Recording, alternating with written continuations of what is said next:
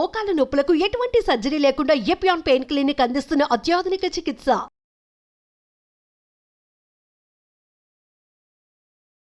Hello welcome to Suman TV. So obesity గురించి మాట్లాడుకుంటే ప్రతిసారి ఒకటే చెప్తాను, ఏదో తీరని సబ్జెక్ట్. ఎంత మాట్లాడుకున్నా కానీ మాట్లాడుతూనే ఉంటాం. ఎందుకనంటే ఇప్పుడు చాలా మంది కూడా పాపులేషన్స్లో పీపుల్ 90% వరకు ఒబేసిటీతో బాధపడే వాళ్ళని చూస్తూ ఉన్నాము. కానీ ఎంత జిమ్ చేసినా, ఎంత డైట్ తీసుకుంటున్నా కానీ నెలకి ఒక 1/2 కిలో కూడా తగ్గలేకపోతున్నామని ఏంటేంటో ప్రోడక్ట్స్ వాడటము, సో మన ఇన్ఫ్లుయెన్సెస్ ద్వారా ఏదో ఒకటి చేసి ఈ 10 కిలోలు మేము తగ్గిపోతున్నాం అని చెప్పేసి చేస్తూ ఉంటాం. అలా చేయటం వల్ల ఫర్దర్గా చాలా ప్రాబ్లమ్స్ అనేవి వస్తాయి.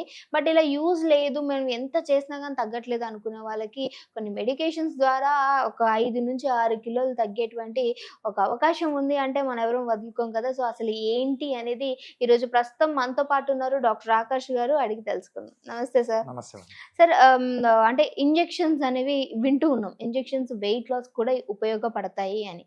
అంటే అది ఏ విధంగా ఉపయోగపడుతుంది, అసలు ఎవరు వాడాలి, ఎలాంటి వాళ్ళు వాడాలి, ఎవరు వాడకూడదు అనేది ఎక్స్ప్లెయిన్ చేయండి. అంటే ఇప్పుడు మీరు అన్నట్టు ఇంతకుముందు మనం మాక్సిమం ఎప్పుడైనా కూడా ఎక్సర్సైజ్ ద్వారా కొన్ని లైఫ్ స్టైల్ చేంజెస్ వల్ల, తినే ఫుడ్ మార్చడం వల్ల సో ఈ మాక్సిమం వెయిట్ లాస్ అనేది అచీవ్ చేయొచ్చు. Maximum 90% we can do that. Because obesity అనేది ఏదో ఈ రోజు మొదలైతే మార్నింగ్ కల్లా డెవలప్ చేసేది కాదు. It's a process. స్లోగా కొన్ని ఇయర్స్, కొంతమంది జెనెటిక్ ఫ్యాక్టర్స్ వల్ల అయి ఉండొచ్చు, కొంతమంది ఫుడ్ హ్యాబిట్స్ వల్ల అయి ఉండొచ్చు. సో ఇవన్నీ కారణాలు ఉంటాయి. సో 90% లైఫ్ స్టైల్ మోడిఫికేషన్ వల్ల మనం ఆ ఒబేసిటీని రివర్స్ చేయొచ్చు. బట్ కొన్నిసార్లు కొన్ని కండిషన్స్ లో, అంటే పేషెంట్ ఏజ్ కావచ్చు, ఆల్రెడీ ఏదైనా హార్ట్ ప్రాబ్లమ్ ఇంతకుముందు ఇష్యూ అయి ఉండొచ్చు. ఇప్పుడు ఈ మధ్య యంగ్ పీపుల్లో హార్ట్ ఇష్యూస్ చూస్తున్నాం. వాళ్ళు ఆల్రెడీ హార్ట్లో స్టంట్స్ ప్లేస్ చేయడం, హార్ట్ ఫంక్షనింగ్ తగ్గిపోవడం, ఎక్కువ మోకాల నొప్పులు ఉండడం వాళ్ళలో. సో ఈ వీళ్ళల్లో స్పెసిఫిక్గా మనం ఎక్కువ ఫిజికల్గా యాక్టివ్గా చేయమనడం అయితే కరెక్ట్ కాదు. ఎందుకంటే వాళ్ళు చేయలేరు కూడా. సో మోకాల నొప్పి ఆల్రెడీ చాలా ఉన్న వాళ్ళు, సో వాళ్ళు ఆల్రెడీ మనం ఇంకెక్కువ ఫిజికల్గా చేయమంటారు, నొప్పి ఎక్కువ అయ్యే అవకాశం ఉంటుంది కాబట్టి సో వాళ్ళు ఎక్కువ చేయడానికి ఇంట్రెస్ట్ చూపించారు, కుదరదు. సో వాళ్ళ కోసం స్పెసిఫిక్గా అంటే ఇంకా ఏం చేసినా మీరు అన్నట్టు all kinds of life style modifications, diet, physical activity చేసిన తర్వాత కూడా సో కావాల్సిన వెయిట్ లాస్ అచీవ్ అవ్వట్లేదు. సో మరి అట్లానే వెయిట్ కంటిన్యూ చేస్తే గోయింగ్ ఫార్వర్డ్ గుండెకి కానీ మనకి మెదడుకి కానీ స్ట్రోక్ వచ్చే ఛాన్సెస్, ఒబేసిటీ ఇప్పుడు అన్నిటికి లింక్డ్. ఈవెన్ మన గట్ ఇష్యూస్, గట్ హెల్త్ కి అన్నిటికీ సో ఇవన్నిటికి లింక్ ఉంటుంది. కాబట్టి మనకి ఆల్రెడీ మన హార్ట్ మనకి ఎంత వెయిట్ ఉండాలో డిసైడ్ చేస్తుంది. మనకి ఆ వెయిట్ దాటి మనం ఏదైతే బిఎంఐ ఇప్పుడు ఏదైతే చెక్ చేసుకుంటామో, సో మీ హైట్ వెయిట్ రేషియో, ఇంతకుముందు మనం వీడియోస్ లో మాట్లాడినట్టు వేస్ట్ హిప్ రేషియో అవ్వచ్చు. సో ఇవి చూసుకుంటూ మనకి ఎంత ఐడియల్ వెయిట్ ఉండాలో చూసుకొని, ఆ ఐడియల్ వెయిట్ కంటే మీరు ఎంత వెయిట్ పెరిగే కొద్దీ అంత భారం మీ హార్ట్ మీద పడినట్టు యాక్చువల్లీ. సో ఇప్పుడు మీరు ఒక 60 kgs ఫర్ సపోజ్ ఉన్నారనుకో వ్యక్తి, నార్మల్గా ఐడియల్గా 60 kgs ఉండాల్సిన వ్యక్తి 70 kgs ఉన్నారనుకోండి, ఇట్ ఈస్ ఆల్మోస్ట్ లైక్ ఒక 60 ఏళ్ళ 60 kgs పర్సన్ ఇంకొక 10 కిలోలు ఒక డంబల్ పట్టుకొని కంటిన్యూస్గా వాక్ చేసినట్టు. అంటే వాళ్ళ యాక్టివిటీస్ అన్ని ఇంకో 10 kgs. మనం 10 kgs ఎంతసేపు పట్టుకోగలుగుతాం? మాక్సిమం ఒక హాఫ్ అన్ అవర్ పట్టుకోగలుగుతారా? ఒక 15 minutes. బట్ మన హార్ట్ మనం వెయిట్ పెరిగినప్పుడల్లా అంత extra amount of power, force, ఎనర్జీని పెట్టాల్సి ఉంటుంది. So the more weight you are, the more times your heart should work. ఎక్కువ సార్లు గుండె పని చేయాలి. సో ఇంత భారం మన గుండె మీద, మనం వెయిట్ పెరిగే కొద్దీ మన గుండె మీద భారం పడతా ఉంటుంది. సో వెయిట్ ఎక్కువ ఉన్న వాళ్ళల్లో కూడా హార్ట్ రేట్ అనేది ఎక్కువ ఉంటుంది. సో ఎందుకంటే మనం ఇప్పుడు ఆయన వెయిట్ కి ఎంత కావాలో అంతే డిజైన్ ఉంటుంది. హార్ట్ ఎక్స్ట్రా వర్క్ ఇస్తున్నాం. సో అందుకోసం దానివల్ల ఎక్స్ట్రా హార్ట్ ప్రాబ్లమ్స్, సో మిగతా గట్ ఇష్యూస్, స్లీప్ ఇష్యూస్ అన్నిటికీ లింక్ మీరు చెప్పినట్టు. సో వీళ్ళల్లో యాజ్ ఎర్లీ యాజ్ పాసిబుల్, అంటే ఆల్రెడీ మనకి prevention is better than cure అంటాం. సో ఏదన్నా ప్రాబ్లం రాకముందే, అది సివియర్ అవ్వకముందే మనం బెటర్గా డీల్ చేసుకునేందుకు హెల్ప్ఫుల్ ఉండేందుకు ఇప్పుడు రీసెంట్గా ఇంతకు ముందు సీమాగ్లూటైడ్ అని కొన్ని ఇంజెక్షన్స్ ఉండేవి. ఇప్పుడు ఇంకా టెరజిపిటైడ్ అని కొత్త ఇంజెక్షన్ ఒకటి వచ్చింది మార్కెట్లోకి. మన FDA అప్రూవల్ ఇచ్చింది. సో మన ఇండియాలో కూడా అప్రూవల్ వచ్చింది. సో అది ఇప్పుడు ఏంటంటే వీక్లీ వన్స్ ఇంజెక్షన్స్ ద్వారా మనకి సపరేట్ ఎవరు ఎంత వెయిట్ ఉన్నారు, ఎంత వెయిట్ మనం ప్లాన్ చేస్తున్నాం, టార్గెటెడ్ వెయిట్ రిడక్షన్ వాళ్ళలో ప్లాన్ చేయొచ్చు. అంటే సార్, ఇప్పుడు అంటూ ఉంటారు కదా, ఒక డైట్ అనేది మనం పాటిస్తున్నప్పుడు దాన్ని సడన్ గా ఆపేసిన, సో మళ్ళీ అది కంటిన్యూ చేయకపోయినా బేస్ అనేది ఇంకొంచెం పెరిగిపోతూ ఉంటారు అని. ఇప్పుడు మనం ఏదైతే ఇంజెక్షన్స్ గురించి మాట్లాడుకుంటున్నామో అది తీసుకున్న తర్వాత మళ్ళీ స్టాప్ చేసేస్తే మళ్ళీ వెయిట్ పెరుగుతారా? ఇలాంటి డౌట్స్ కూడా వస్తాయి. సో మీరు చాలా ఇంపార్టెంట్ క్వశ్చన్ అడిగారు మేడం. ఇందులో ఏంటంటే మనకి టార్గెటెడ్ వెయిట్ ప్లాన్ చేసినప్పుడు ఇంజెక్షన్స్ ద్వారా స్టార్ట్ చేసినప్పుడు మనం ఎంత వెయిట్ ఉండాలి, ఎంత వెయిట్ ఉన్నాడు, ఆ టార్గెట్ వెయిట్ అచీవ్ అయిన తర్వాత మనకి ఇమ్మీడియట్గా దీన్ని ఇట్లా స్టాప్ చేయం, స్లోగా గ్రాడ్యువల్గా స్టాప్ చేస్తాం. సో టార్గెటెడ్ వచ్చిన తర్వాత ఇమ్మీడియట్గా స్టాప్ చేస్తే మళ్ళీ పెరిగే ఛాన్స్ ఉంటుంది కాబట్టి స్లోగా గ్రాడ్యువల్గా డోస్ రెడ్యూస్ చేసుకుంటూ ఇది ప్లాన్ చేస్తాం. కాకపోతే ఇప్పుడు ఇందులో మీరు అడిగిన పాయింట్ ఏంటంటే, ఇప్పుడు ఇంత ఇంజెక్షన్స్ వాడినా కూడా వెయిట్ తగ్గినా కూడా ఈ లైఫ్ స్టైల్ మోడిఫికేషన్ అంటే మీరు ఏదైతే ఫుడ్ తింటున్నారో, ఇప్పుడు నేను వెయిట్ తగ్గుతున్నా కదా, ఇంజెక్షన్ తీసుకుంటున్నా కదా, నేను రోజు శాండ్విచ్ తింటాను, బర్గర్ తింటాను, బయటకు వెళ్ళి బిర్యానీ తింటాను, ఇది కరెక్ట్ కాదు.